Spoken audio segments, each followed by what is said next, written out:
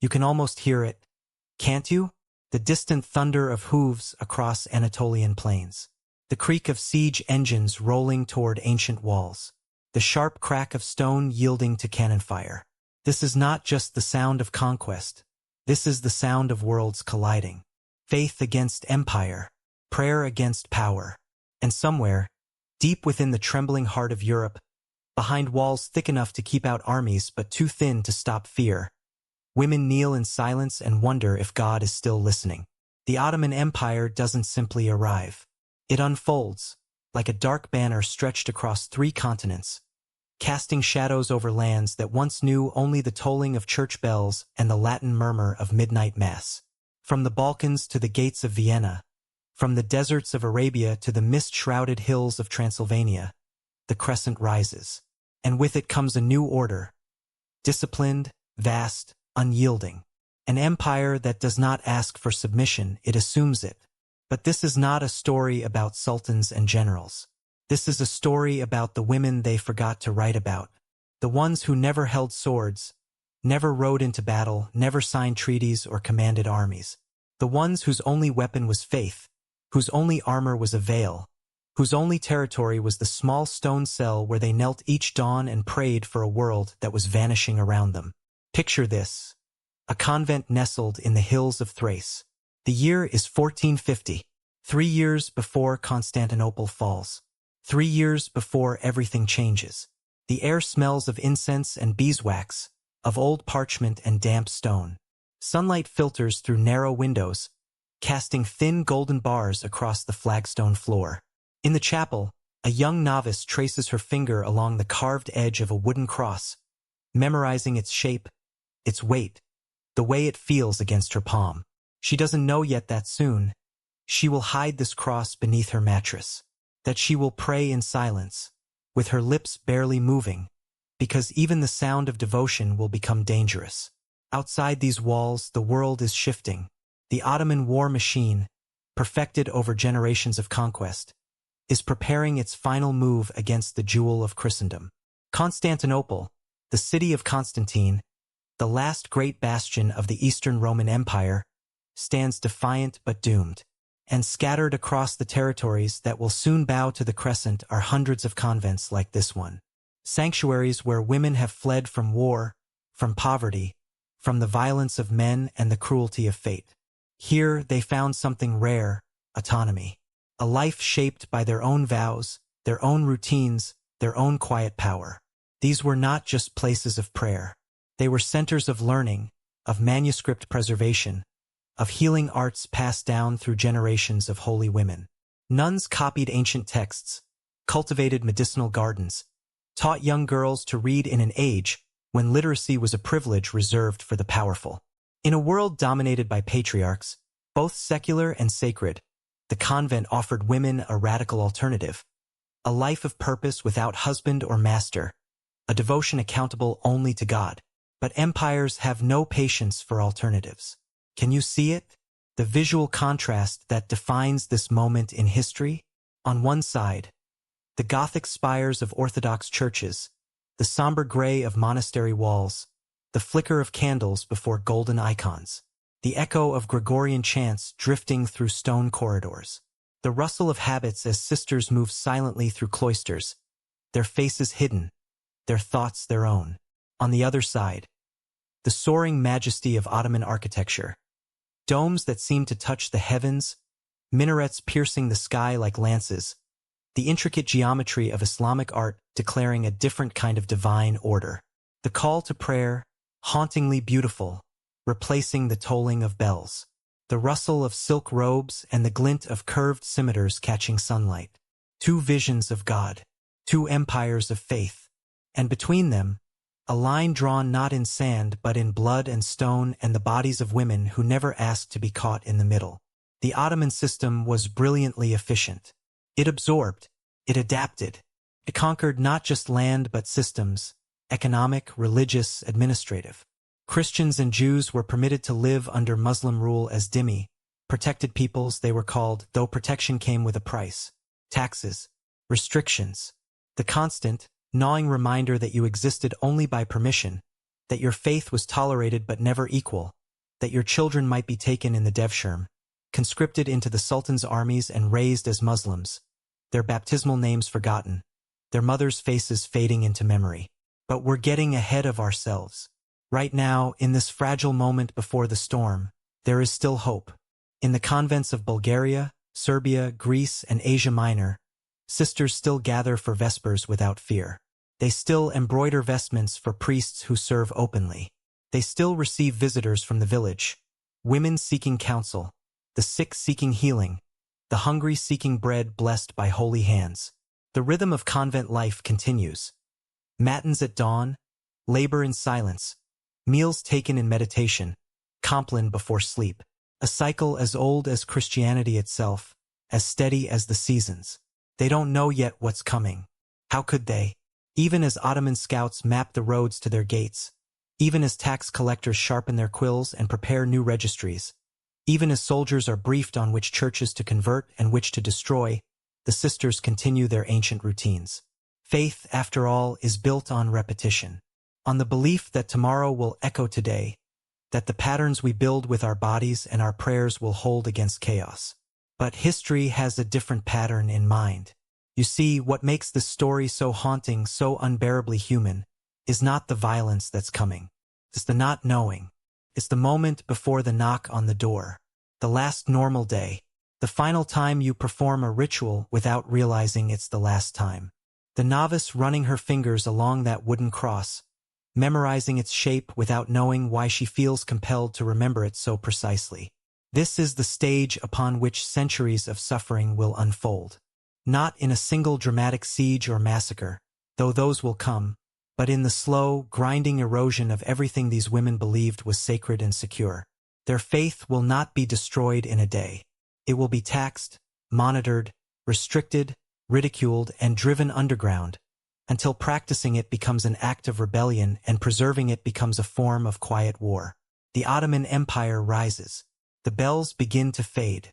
And in the space between the call to prayer and the echo of hymns, in the shadow where the crescent moon meets the cross, women prepare to endure what history will barely remember to record. You need to understand something before we go further. These women, the ones who will suffer, endure, and disappear into the cracks of history, they weren't abstract symbols. They weren't nameless victims waiting for tragedy to define them. Before the Ottoman shadow fell across their thresholds, before their convents became prisons or ruins, they were someone. Someone's daughter. Someone's sister. Someone who made a choice that changed everything. Let me take you inside those walls before the walls came down. Imagine a girl, 14, maybe 15, standing at the gates of a monastery in Serbia. It's 1440. Her name is Katerina, and she is the third daughter of a minor nobleman whose lands are shrinking with each passing year. Her dowry is modest. Her prospects are limited. Marriage would mean bearing children for a man twice her age, managing a household with dwindling resources, watching her body age into irrelevance. Or, and this is the radical alternative, she can take the veil. She can enter a world where her literacy matters more than her fertility, where her thoughts belong to God instead of a husband, where the daily rhythm is shaped by prayer instead of a man's demands. She chooses the convent. Not because she's extraordinarily pious, though she is devout, but because it offers something rare and precious: autonomy. The right to shape her own days, to read, to think, to exist in a community of women who understand that silence can be a form of power, that devotion can be a form of freedom. This is the hidden truth about medieval convents that history often overlooks. Yes, they were religious institutions.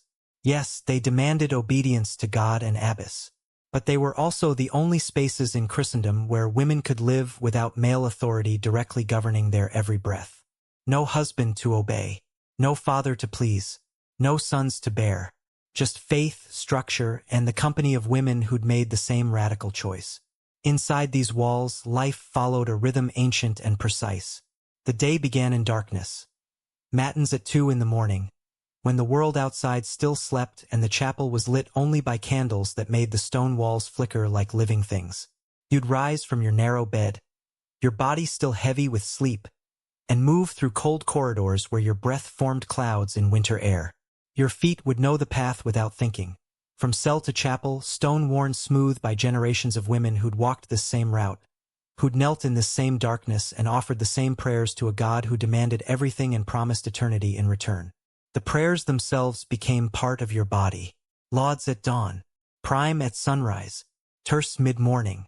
Each hour marked not by a clock but by the cycle of devotion, by the communal voice rising in Latin, a language most of these women understood only through repetition, through the muscle memory of prayer. The words became texture, rhythm, a kind of breathing that connected you to something larger than yourself. Between prayers there was work, and the work was sacred in its own way. In the scriptorium, elderly sisters with failing eyesight bent over parchment, copying manuscripts by candlelight, the Gospel of John, the Psalms, medical texts from ancient Greece, preserved through centuries because women in convents understood that knowledge was holy, that saving words was a form of worship. Their fingers would cramp, ink would stain their habits, but page by page they built libraries that would outlive empires, or at least they would try. In the gardens, novices learned the names of herbs in Greek and Latin. Chamomile for calming, yarrow for wounds, feverfew for headaches, rue for grief, though no herb could cure what was coming. These women were healers, pharmacists before the word existed. Village women would come to the convent gates with sick children, with infected wounds, with the desperate hope that holy women possessed holy knowledge. And often they did. Not miracles, though those were prayed for, but the accumulated wisdom of generations who'd observed, experimented, and recorded what worked. In the kitchens, bread was baked in enormous ovens that filled the convent with warmth and the yeasty smell of rising dough. Bread for the sisters. Bread for the poor who appeared at the gates each morning, knowing they would not be turned away. Feeding the hungry was not charity, it was commandment. And in times of famine, when peasants starved in their villages, the convent granaries would open, and sisters would ration their own meals so others could eat. Can you see them now? Not as abstractions, but as individuals. There's Sister Theodora, the infirmarian, whose hands smell perpetually of crushed lavender, and whose voice is the one that soothes the dying. There's Abbess Milica, stern and brilliant, who runs the convent with the administrative precision of a general and the theological knowledge of a scholar, though no university would ever grant her a degree for it. There's young Yelena, barely 12, who arrived as an orphan and who sings with a voice so pure it makes the other sisters weep during Compline. There's old Sister Anastasia, half-blind now, who remembers when the Ottoman armies were just distant rumors, before the word siege became part of daily vocabulary. These women represent something dangerous to any patriarchal system. Spiritual power without male mediation. They don't need priests to pray. They don't need husbands to justify their existence. They don't need sons to give them value. They answer only to God and to the abbess they've chosen from among themselves. In a world where women are defined by their relationships to men, the convent is revolutionary territory. And perhaps that's why what happens next feels almost inevitable. Because empires, whether Christian or Muslim, have never been comfortable with women who exist outside male control. But we're not there yet. Right now, in this moment before the conquest, there's still peace. Fragile, temporary peace. Evening falls across the convent. The sun drops behind the hills, painting the sky in shades of amber and violet. In the chapel, candles are lit for vespers. The sisters gather, their faces shadowed by veils, their voices joining in the ancient hymn. Magnificat anima mea Dominum. My soul magnifies the Lord. The words rise through the stone arches, through the narrow windows, out into the cooling air where swallows wheel and dive. Mary's song, peasant girl's song, a song about the powerful being brought low and the humble being lifted high, about a God who notices the forgotten, the overlooked, the women whose names history doesn't bother to record. They sing it every evening. They will sing it in the years to come, when singing becomes dangerous. They will whisper it in cells and cellars, in moments stolen from surveillance and fear. They will teach it to their daughters, biological or spiritual, so the words survive even when the women don't. Because that's what faith does. It outlives the body. It burrows into memory and ritual and the muscle of the tongue shaping words in darkness. It becomes the thing that cannot be conquered, even when everything else is taken. The hymn ends. The sisters file out in silence, moving toward the refectory for their evening meal. Bread, thin soup, perhaps some cheese if the season has been good. They eat in silence too, listening as one sister reads aloud from the lives of the saints. Stories of martyrs and mystics, of women who chose death over apostasy, who walked into fire rather than renounce the name of Christ. The novices listen and think these are just stories. Ancient stories from a more dramatic time, when faith demanded such spectacular sacrifices. They don't yet understand that they're listening to prophecy, to their own futures written centuries before they were born. Night falls completely now. Compline, the final prayer, is offered in near darkness. Keep us, O Lord, as the apple of your eye. Hide us in the shadow of your wings. Protection prayers. Prayers that acknowledge vulnerability, that admit the world is dangerous and believers are fragile. Then silence. The great silence that stretches from Compline until Matins, when no sister speaks unless death or fire demands it. They return to their cells, small, austere rooms with a bed, a cross, perhaps a single book. They lie down in darkness, their bodies exhausted from labor and prayer, their minds quiet in the way only discipline can achieve. You need to feel this moment the way they felt it, not as a date in a textbook, but as the end of everything. April 6, 1453. Constantinople, the city that has stood for over 1,000 years as the beating heart of Eastern Christianity, wakes to a sound it has never heard before. Not the ordinary din of a city stirring, merchants calling, gulls crying over the Golden Horn, priests summoning the faithful, but something else. Something that makes the ground tremble and the air itself seem to thicken with dread. It's the sound of an army assembling. 80,000 men, tens of thousands more camp followers, engineers, artillerymen. And at the center of it all, a weapon so monstrous it seems summoned from apocalyptic visions. The basilica, a bronze cannon 27 feet long, capable of hurling stone balls weighing over half a ton across impossible distances. The siege has begun, and in convents scattered across the Balkans, Anatolia, and the city itself, women hear the news carried by refugees, by merchants, by priests whose voices shake when they speak. Constantinople is surrounded. The Turks have come. Some of the sisters, the older ones who remember other wars, other sieges, try to offer comfort. The walls have never fallen, they say. The Virgin protects the city.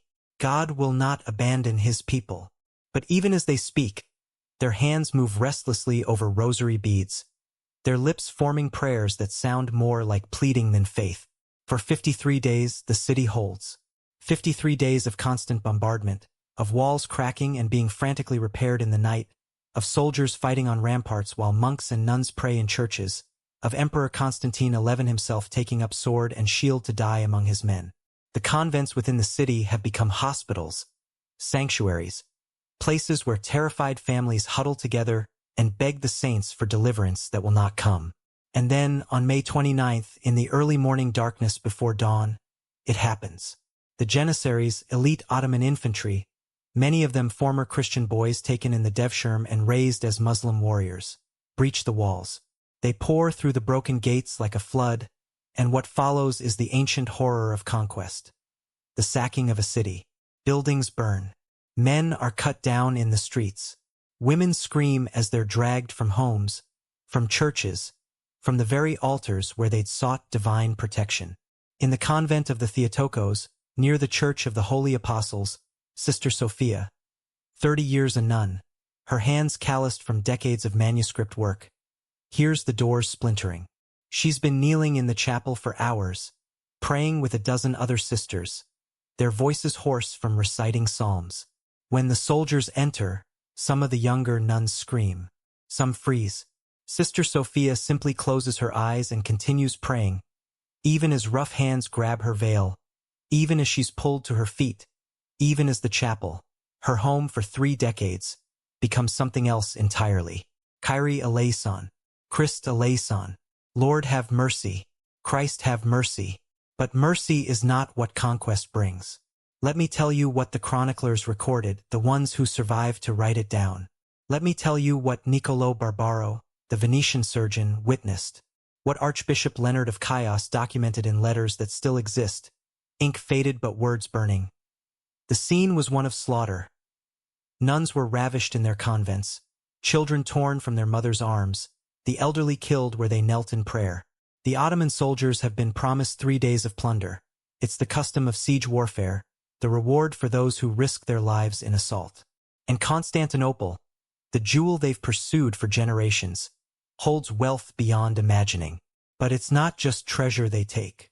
It's people, thousands upon thousands enslaved in those first chaotic days. Merchants, artisans, scholars, women, children, and yes, nuns, women whose vows of chastity mean nothing to men drunk on victory and licensed by custom to take what they want. Some convents are emptied completely.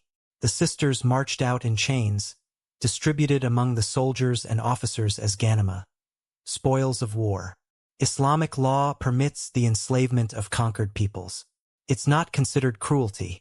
It's considered the natural order of conquest, the price the defeated pay for resisting Allah's ordained empire. But try explaining theological justifications to a woman being torn from the only life she's ever known. Try explaining the logic of empire to a 60-year-old abbess watching her convent, built by her grandmother's generation, maintained through decades of devotion, being stripped of its icons, its crosses torn down, its chapel converted into storage for grain and weapons. The silence after conquest is somehow worse than the noise of battle. Can you imagine it? Constantinople, the city that hummed with life for a millennium, gone quiet. Bodies in the streets not yet buried. Smoke rising from burned buildings. And in the spaces between the ruins, survivors moving like ghosts, afraid to speak, afraid to be noticed, afraid to discover which of their loved ones didn't survive. In the days following the fall, Sultan Mehmed II enters the city in triumph. He's 21 years old, brilliant, ruthless, cultured. He rides to the Hagia Sophia, the greatest cathedral in Christendom, and orders it converted into a mosque. A Muslim cleric climbs the pulpit where Christian patriarchs preached for 900 years and declares, La ilaha illallah, there is no God but God. Within hours, workmen are plastering over the ancient mosaics of Christ and the Virgin, covering Byzantine glory with geometric patterns and Arabic calligraphy. The message is clear. This is not temporary occupation. This is transformation. The old order is dead. But the fall of Constantinople is just the beginning. It's the symbolic heart pierced, the domino that starts all the others falling. Because if Constantinople, mighty, ancient, God-protected Constantinople, can fall, then nowhere is safe. No convent is beyond reach. No vow is sacred enough to shield you from empire. Within months, Ottoman forces are sweeping through territories that had existed in uneasy coexistence with Turkish rule. Now there's a new confidence, a new boldness. Monasteries that paid tribute to maintain their autonomy find the terms changing. More taxes, more restrictions, more frequent visits from officials who inventory everything, who ask questions about who comes and goes, who demand lists of names and ages of every sister. In Bulgaria, the Rila monastery, ancient and revered, watches as Ottoman administrators arrive with scrolls and census takers. The abbot is informed that the monastery's lands now belong to the Sultan. They may continue to worship, but only by permission. Only by paying the jizya, the tax on non-Muslims. Only by accepting that their faith exists now on sufferance, not by right.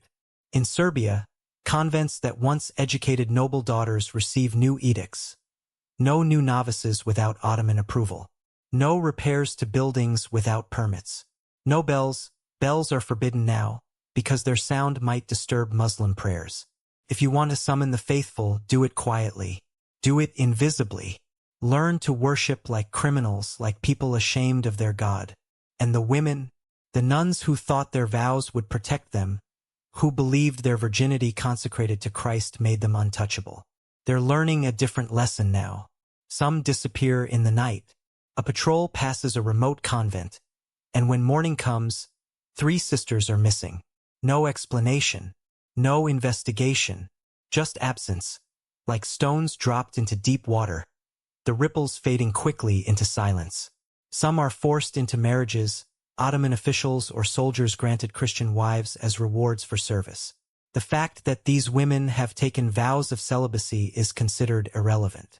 Christian marriage isn't recognized as permanently binding under Islamic law. A woman's no doesn't carry the weight of refusal when the empire has already said yes. Some convert, not willingly or not entirely willingly. When the choice is conversion or destitution, conversion or watching your convent dissolved and your sisters scattered, conversion or slow starvation as taxes drain every resource. Well, choice becomes a complicated word. They take Muslim names. They cover themselves in different veils. They learn new prayers in Arabic, stumbling over the unfamiliar syllables. And at night, alone, some of them whisper the old prayers in Greek or Slavonic, terrified someone might hear, unable to stop themselves from seeking the God they promised to serve forever. In the convent of St. Paraskevi in Thrace, Abbess Milica, remember her? The stern, brilliant administrator gathers her remaining sisters. They number only 18 now, down from 40 before the conquest. Some fled. Some were taken.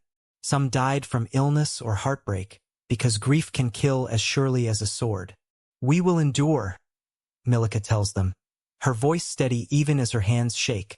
They can take our land, our freedom, our safety, but they cannot take our faith unless we surrender it. The sisters nod. They want to believe her. They need to believe her. But that night, when the Ottoman garrison commander arrives with tax collectors and an ultimatum, convert the chapel, pay triple the previous year's tribute, or be dissolved, Abbess Milica feels something crack inside her chest. Not her faith. Her faith remains. But her certainty that faith alone is enough? That breaks. She signs the documents, agrees to the taxes they cannot possibly pay, watches as soldiers nail a notice to the convent gates written in Ottoman Turkish, a language none of the sisters can read, declaring terms they cannot negotiate. And when she returns to her cell that night, she kneels before the small wooden cross on her wall and asks the question that thousands of Christian women are asking across the former Byzantine lands. Where are you? Where is the God who promised to be a fortress, a shield, a defender of the helpless? Where are you in the ash and the chains and the silence after conquest? The cross, of course, doesn't answer. It never does.